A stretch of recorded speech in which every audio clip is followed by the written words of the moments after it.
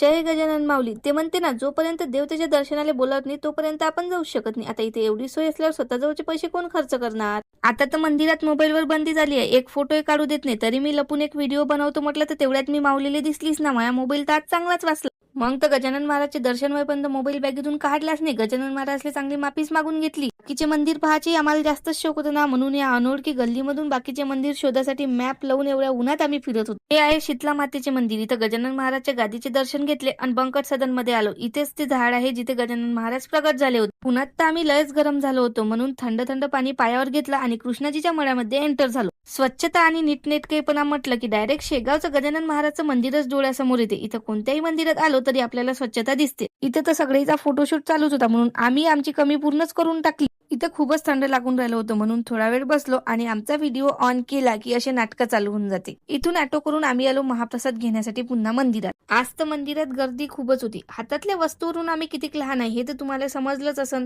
चला मग आता इथून आमच्या परतीच्या प्रवासाला आम्ही सुरुवात करतो.